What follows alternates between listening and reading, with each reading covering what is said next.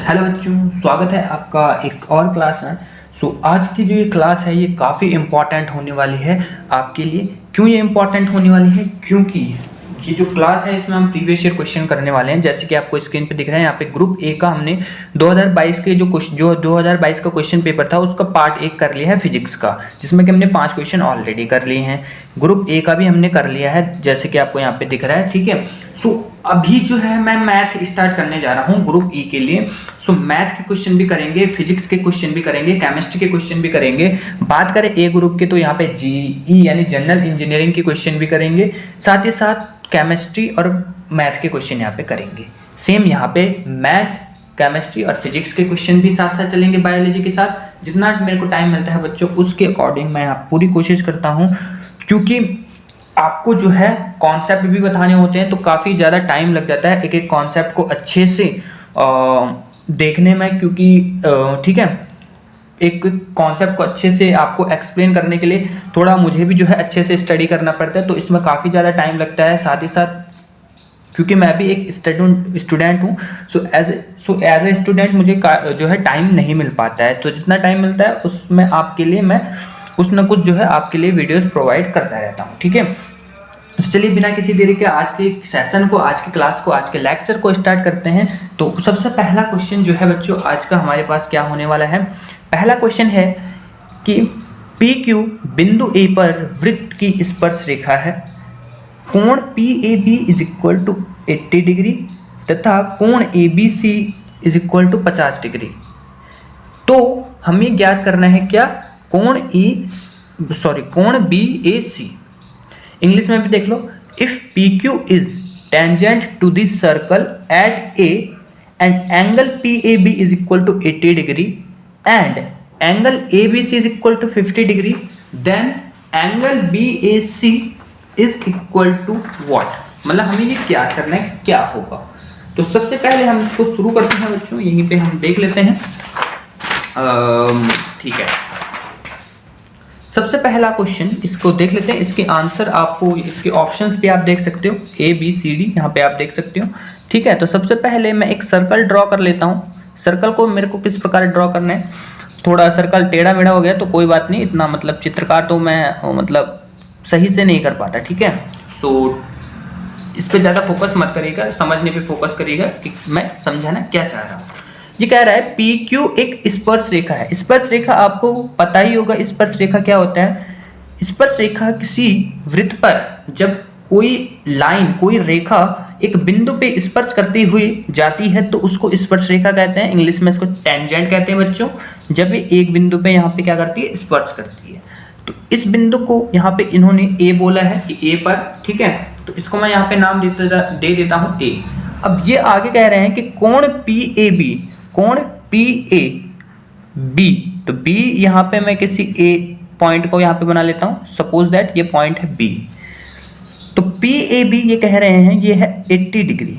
ये जो एंगल है, ये जो एंगल है बच्चों, ये यहाँ पे क्वेश्चन कह रहा है ये कितना है, ये है 80 डिग्री। ओके, और angle A B C, A B और सी यहाँ पे इट मीन्स यहाँ पे एक और कॉर्ड है जिसको कि यहाँ पे सी नाम दिया गया है। तो यहाँ पे angle A B C 50 degree, यानी ये वाला जो कोण है, यानी ये वाला जो कोण है ये कितना है, ये है सीधा सीधा 50 डिग्री। ठीक है, ओके, आई होप आपको यहाँ तक समझ में आया होगा अच्छी तरीके से। अब ये बोल रहा है कि हमें क्या फाइंड करना है, हमें फाइंड करना है angle B A C. Simple सी बात, हमें कौन सा एंगल फाइंड करना है, बी ए सी। तो यहाँ से इस एंगल को यहाँ पे मिला दिया जाए ताकि ये एक ट्रायंगल बन जाए। अब एक यहाँ पे एक थ्योरम बच्चों यहाँ पे यूज होगा, थ्योरम से संबंधित आपको क्लास में दे तो सकता हूँ बट यहाँ पे काफ़ी ज़्यादा इस पर टाइम लग सकता है बच्चों, और ना आपके पास इतना टाइम है ना मेरे पास इतना टाइम है।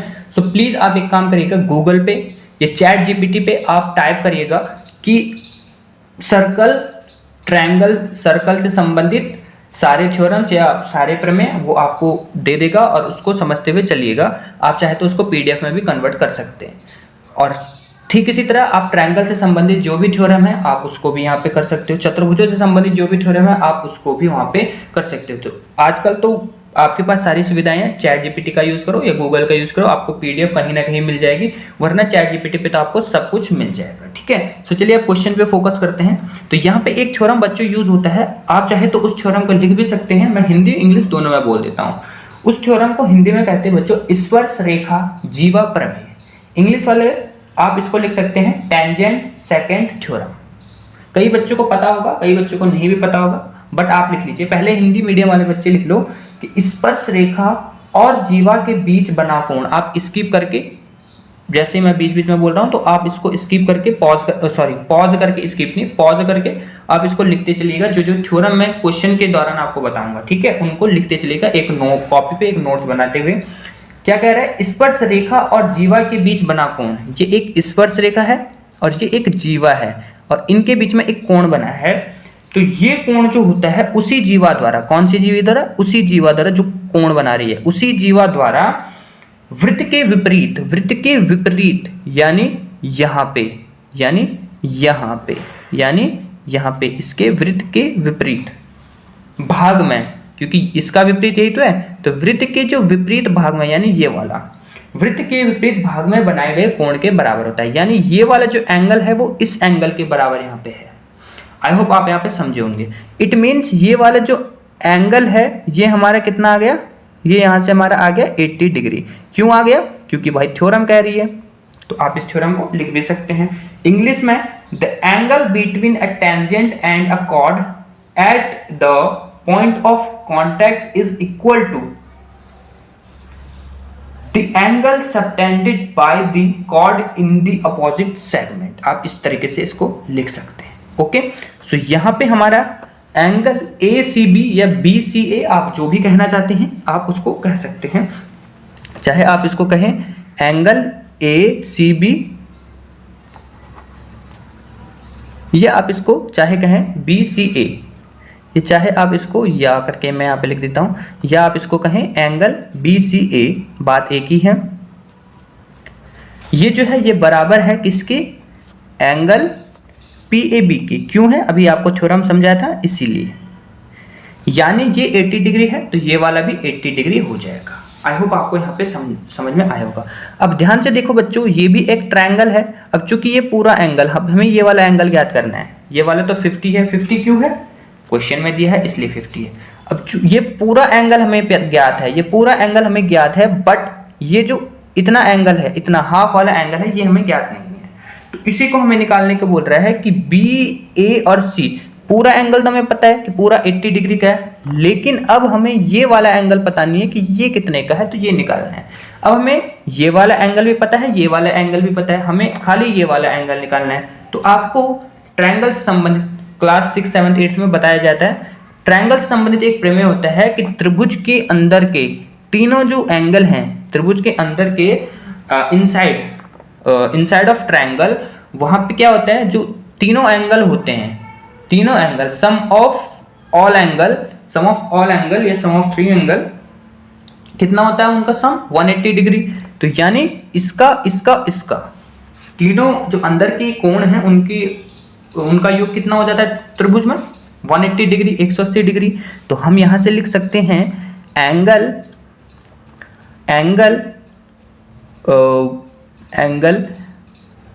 BAC plus angle ACB plus angle ABC is equal to कितना 180 डिग्री। अब एंगल BAC तो हमें निकालना है, तो इसको एज इट इज रहने देते हैं। एंगल ACB हमें पता है कितना है 80 डिग्री, ABC हमें पता है कितना है 80 डिग्री, प्लस ABC हमें पता है कितना 50 डिग्री और पीछे 180 डिग्री। तो इसको अब हम पीछे ले चलते हैं बच्चों, तो पीछे जाके ये कितना हो जाएगा, ये यहाँ पे जुड़ जाएगा 8 और 5 13, तो ये पीछे जाके माइनस का हो जाएगा जो कि हो जाएगा 130 डिग्री। अब यहाँ से अगर मैं इसको घटाऊं तो इसको कैलकुलेट करके कितना आ जाएगा 50 डिग्री। तो यानी ये जो एंगल है ये हो जाएगा हमारा, ये जो एंगल है जिसको हमने ज्ञात करना था, ये जो एंगल है जिसको हमने ज्ञात करना था वो हो जाएगा, उसकी वैल्यू हो जाएगी कितनी 50 डिग्री। अब देखो आप तीनों को नाप लो, 180 आएगा, 50 और 50 100 और 80 180 डिग्री।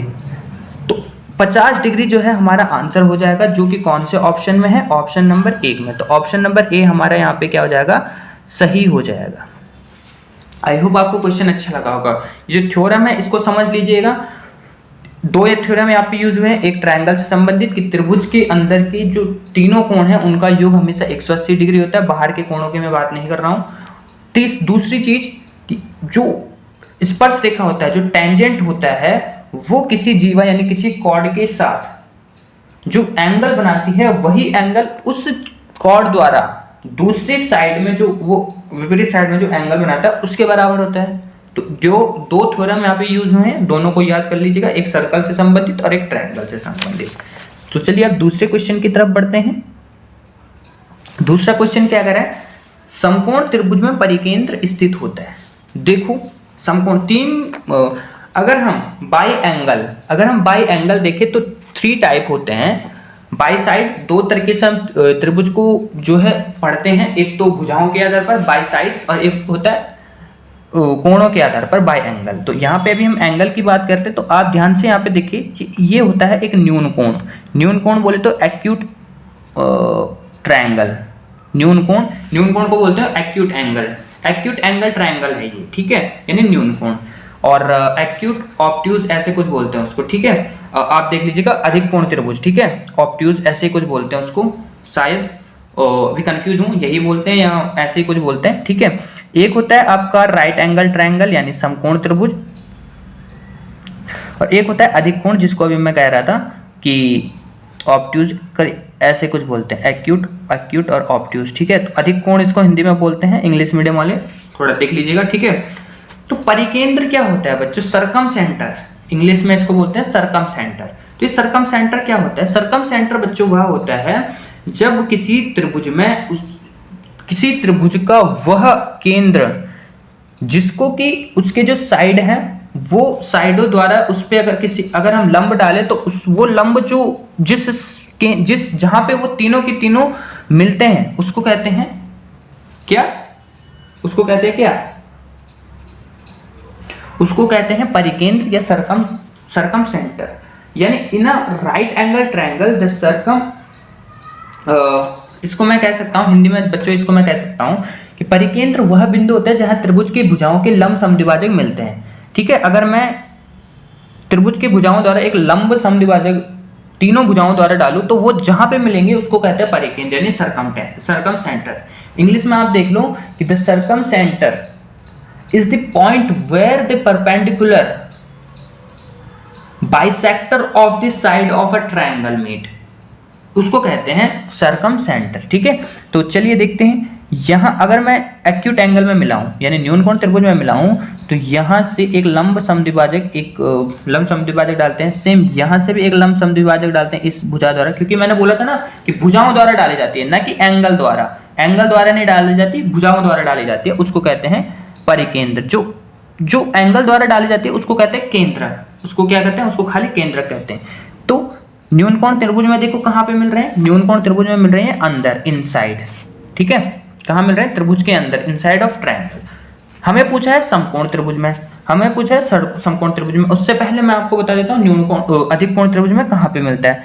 यहाँ पे मैं अगर इसकी बात करूं तो ये और ये, इसकी यहाँ की मैं अगर सेंटर की बात करूं तो ये और इसकी अगर मैं सेंटर की बात करूं तो यहां से ये तो यहीं पे मिल रहा है यानी बाहर, ठीक है, यानी बाहर ये मिल रहा है, ठीक है। कहां पे मिल रहा है ये, बाहर यहां पे मिल रहा है, ठीक है, ओके। यहां पे अगर मैं बात करूं यहां पे कैसे मिल रहा है, यहां पे देखो ये और ये, तो यहां पे ये इस पे मिल रहा है, किस पे, यहां पे तो देखो साइड कहां पे मिल रही है, यहां पे दोनों साइड कहां पे मिल रही है, यहां पे दोनों साइड मिल रही है बाहर, यहां पे ठीक है, और यहाँ पे इसको सेंटर पे ही मिल रहे हैं, ठीक है, सेंटर पे बोल रहा हूँ, यहाँ पे मिल रहे हैं ये कर्ण पे यानी हाइपोटेनस पे। तो समकोण त्रिभुज पे कहाँ पे मिलते हैं, बाहर 9, अंदर 9, त्रिभुज के आधार पर, आधार है नहीं, यहाँ पे नहीं मिल रहे, कहाँ पे मिल रहे हैं, हाइपोटेनस यानी कर्ण पर। तो यहाँ पे जो है ऑप्शन नंबर डी हमारा करेक्ट हो जाएगा। ध्यान रखिएगा बच्चों, यहाँ पे ये बाहर मिलता है इस प्रकार से, यहाँ से ये एंगल से मत समझ लेना, एंगल से कभी भी परिकेंद्र यानी सर्कम सेंटर एंगल से नहीं नापा जाता, यहाँ से भुजा से नापा जाता है, यहाँ से यहाँ तक। तो यहाँ पे ये बाहर बन रहा है, आउटसाइड यहाँ पे बन रहा है, मैं यहाँ पे लिख लेता हूँ आउटसाइड, यहाँ पे हाइपोटेनस और यहाँ पे इनसाइड। याद रखिएगा, इस कॉन्सेप्ट को अपने दिमाग में भर लीजिएगा, क्वेश्चन कभी भी पूछा जा सकता है। ओके, थर्ड क्वेश्चन हमें कह रहा है, थर्ड क्वेश्चन क्या कह रहा है, ध्यान से देखो, cot theta by root 1 plus cot square theta, इसकी वैल्यू हमें फाइंड करने के लिए बोली है। ऑप्शन देख लो, sine theta, cos theta, sec theta, cosec theta. सबसे पहले बच्चों यहाँ पे ध्यान दो, 1 plus cot square theta class 10th में आपने जरूर पढ़ा होगा। क्लास 10th में आपने 3 चीजें पढ़ी होंगी। पहले चीज sine square theta plus cos square theta, नहीं भी पढ़ी, नहीं भी याद है तो एक बार इसको प्लीज याद कर लो, इज इक्वल टू 1। ठीक है, 1 मिनट, थोड़ा गले में खराश हो रही है, थोड़ा पानी पी लेता हूं, ठीक है।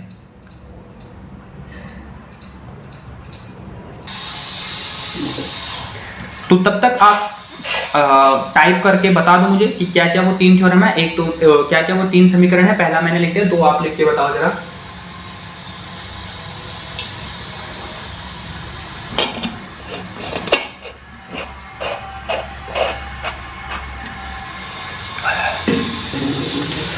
तो पहला ये होता है, दूसरा होता है हमारा क्या, 1 plus tan square theta is equal to sec square theta. Third जो हमारा होता है वो क्या होता है, 1 plus cot square theta is equal to cosec square theta. और यहां पे हमें क्या दिया हुआ है, और यहां पे हमें क्या दिया हुआ है, इन तीनों में से ये वाला दिया हुआ है, यानी यहाँ पे ये वाला अप्लाई होगा। तो 1 प्लस कॉट स्क्वायर थीटा की जगह पे हम लिख सकते हैं कॉसेक स्क्वायर थीटा। लिख सकते हैं कि नहीं लिख सकते, आप कहोगे जी सर लिख सकते हैं। तो यहाँ पे हम इसको लिख सकते हैं cot square, sorry cot theta by root cosec square theta.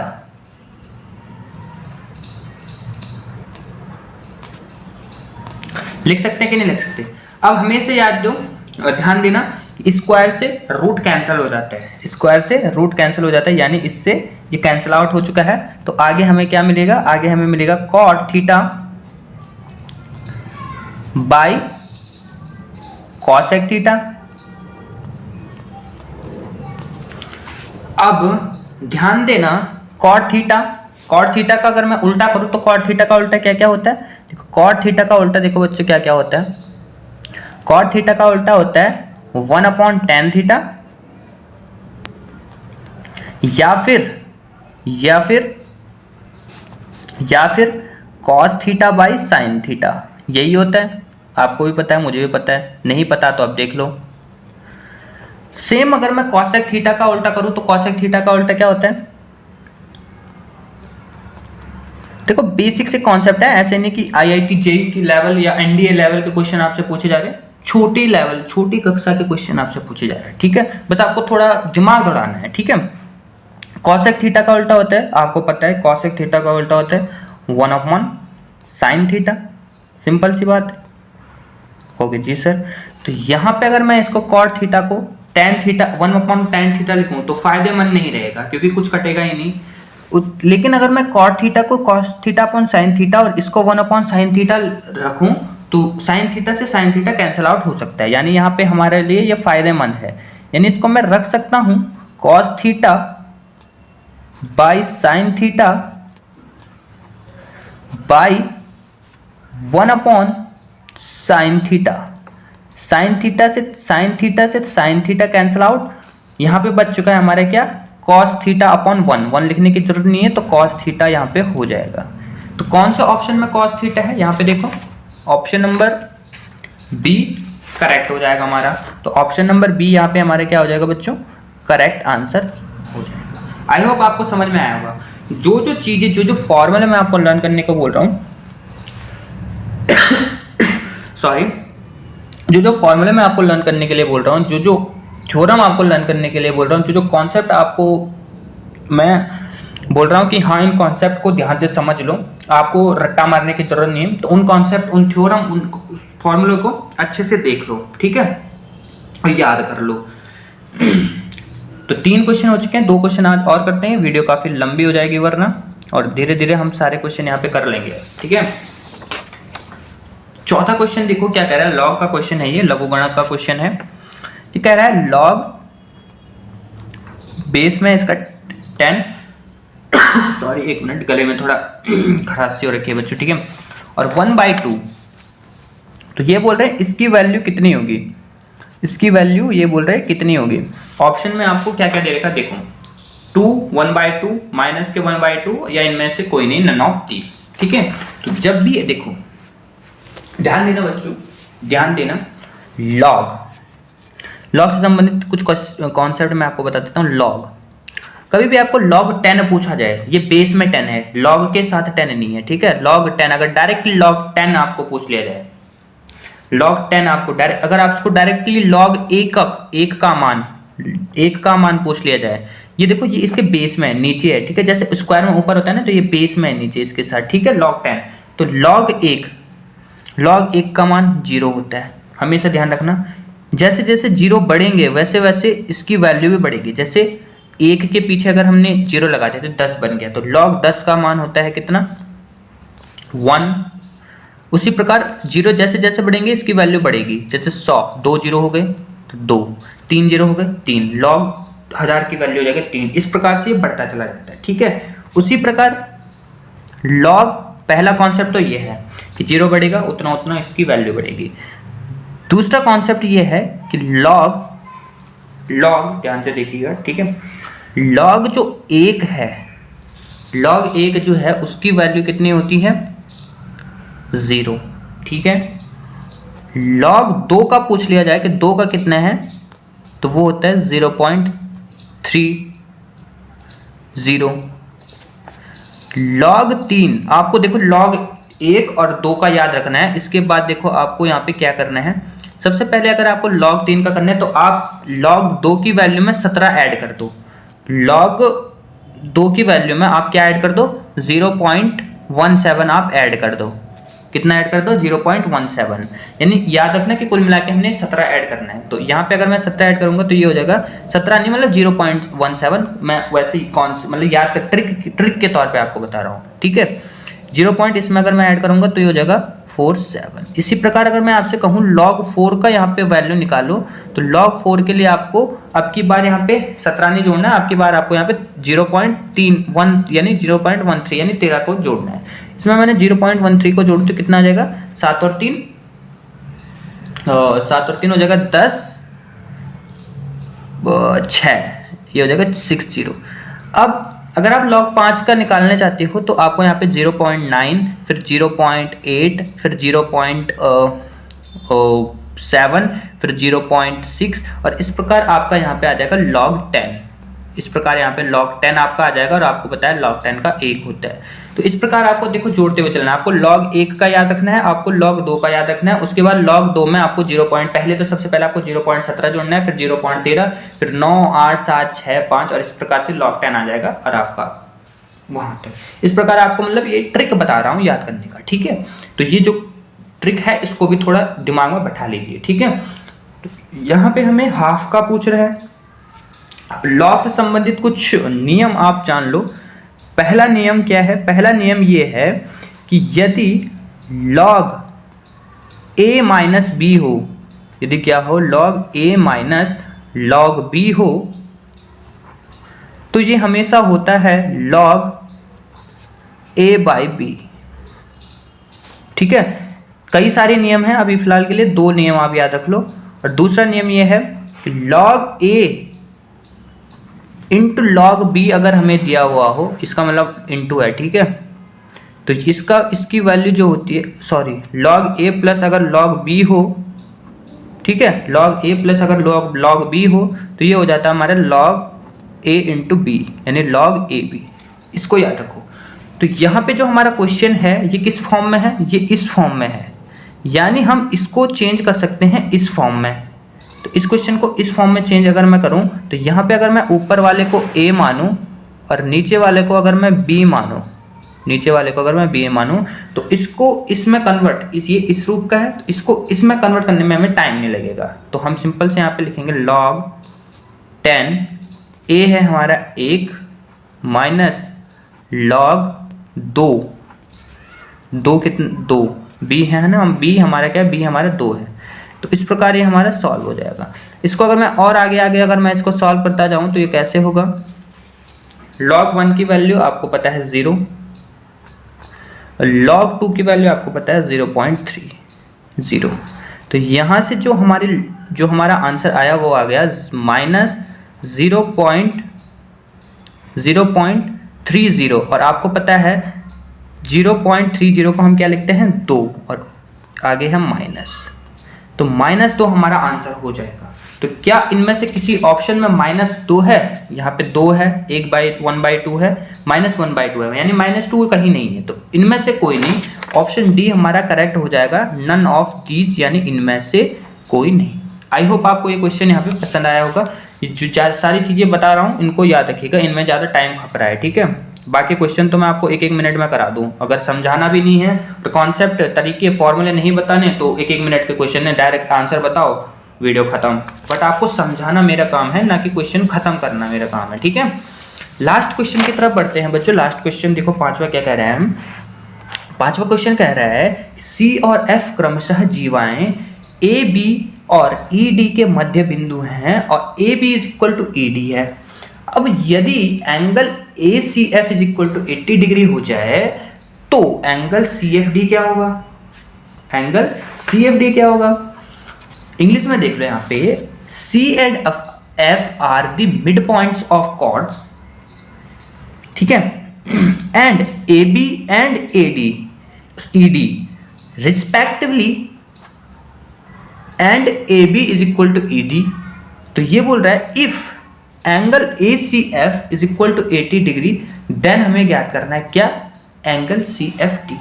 Option है 100, 110, 120 और 80।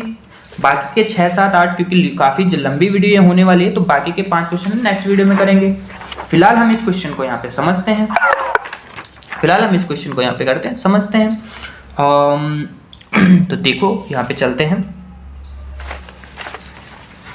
पांचवा क्वेश्चन। तो क्या कह रहा है ये कह रहा है बच्चों, देखो एक सर्कल है, जीवाएं सर्कल में तो होती हैं, ठीक है। एक सर्कल हमें इन्होंने गिवन है, दिया हुआ है, ओके, थोड़ा टेढ़ा मेढ़ा होगा बट काम चला लीजिएगा इस सर्कल से। सी और एफ क्रमशः जीवाएं ए और बी, ए बी और ई डी, यानी 2 जीवाएं हमें दी हुई हैं। मैं मान के चलता हूं 2 जीवाएं हमें दी हुई हैं। पहली जीवा है ये जो कि है ए बी, और दूसरी जीवा मैं मान के चलता हूं ये नीचे है जो कि है ई डी।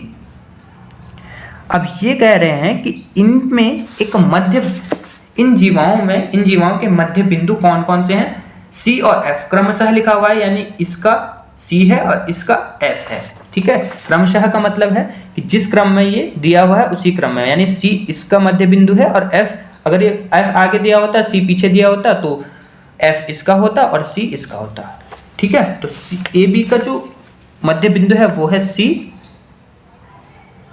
वो है क्या सी, और ई डी का जो मध्य बिंदु है वो है एफ। आई होप आप इस चीज को समझ गए होंगे। तो यहां से और ये एफ। अब यहाँ पे एक थ्योरम बच्चों, एक थ्योरम यहाँ पे यूज होती है। वो थ्योरम क्या है कि सीधी रेखा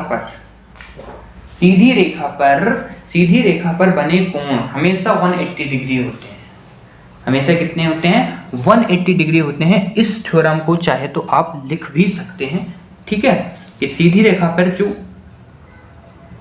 एंगल बने होते हैं वो जो है उनका जो सम होता है वो 180 डिग्री होता है, ठीक है। सीधी रेखा पर जो एंगल होते हैं वो 180 डिग्री के होते हैं। सिंपल सी बात है या नहीं है, आप कहोगे सर जी सिंपल सी बात है। अब हमें क्वेश्चन में और क्या क्या गिवन है यहाँ पे देख लो, यहाँ पे देख लो। हमें दिया हुआ है A B is equal to E D, ये तो सबको पता है, तभी तो हमने ये चित्र बनाया है।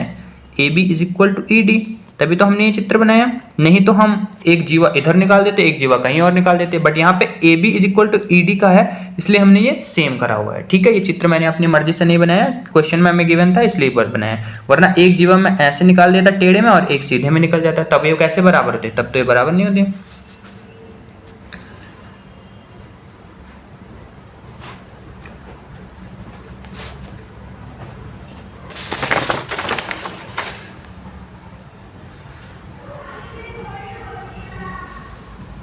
ओके, साथ ही ये कह रहा है angle A C F is equal to 80 degree. ये कह रहा है angle A C F is equal to 80 degree, यानी कौन सा angle, A C F, A C F यानी ये वाला एंगल, ये वाला एंगल ये कह रहा है कितना, 180 डिग्री, सॉरी 80 डिग्री। तो ये बोल रहा है कि हमने क्या ज्ञात करना है, C F D, angle C F D हमने क्या करना है, एंगल सी एफ डी हमने क्या करना है, ज्ञात करना है। यानी कौन सा एंगल हमने क्या करना है, सी एफ और डी, यानी ये वाला एंगल जो है हमने ज्ञात करना है, यानी ये वाला एंगल हमने क्या करना है, फाइंड करना है।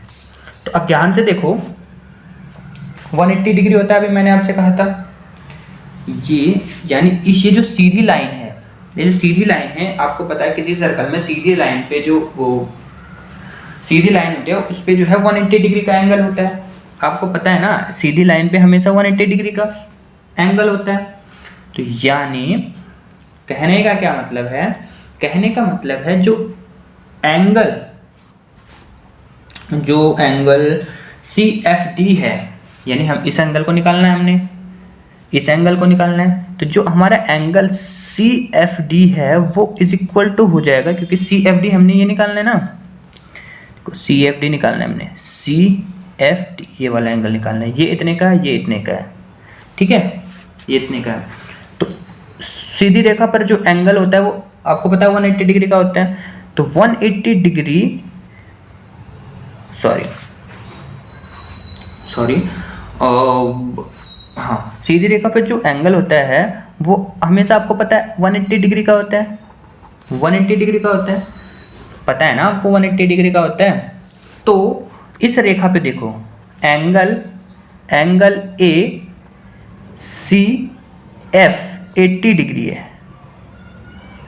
तो यहाँ से अगर मैं यहाँ पे देखूं, अगर ये इक्वल है, तो ये अगर इतने का है, तो क्योंकि ये इसको काट रहा है, मतलब बराबर दो भागों में काट रहा है, तो ये भी इक्वल हो जाएगा कि नहीं हो जाएगा।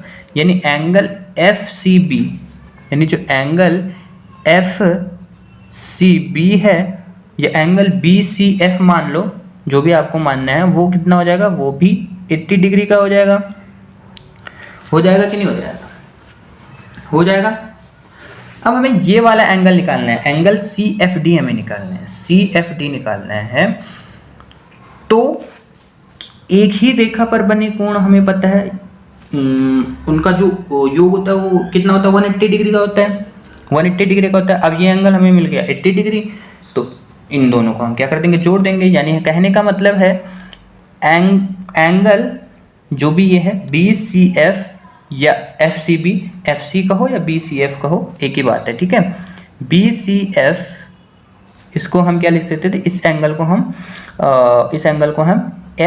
एंगल एफ सी बी भी लिख सकते हैं, बी सी एफ भी इसको हम लिख सकते हैं, ठीक है, बी सी एफ भी हम इसको लिख सकते हैं या ये भी लिख सकते हैं, ठीक है। तो angle B C F plus angle B C F plus angle D F C, angle D F C is equal to क्या हो जाएगा, कितना बोला था, सीधी रेखा 180 डिग्री, आप कहोगे ठीक सर जी, DFC वही है जो ये है, ठीक है, CFD कह लो, CFD कह लो, ये DFC कह लो, एक ही एंगल पे बन रहा है। CFD कह लो वही एंगल बन रहा है, DFC कह लो वही एंगल बन रहा है। आप चाहे तो इसकी जगह पे CFD भी लिख सकते हो ताकि हमें पता चल जाए कि ये इसी की वैल्यू है, ठीक है। तो आप यहाँ पे CFD भी लिख सकते हो, कोई टेंशन वाली बात नहीं, एंगल एक ही है, ठीक है, एंगल एक ही है। ओके, तो ये एंगल बन गया हमारा, ये एंगल हमें पता चल गया कितने का है, 80 डिग्री का, और ये एंगल हमें निकालना है, और ये 180 डिग्री के बराबर होता है।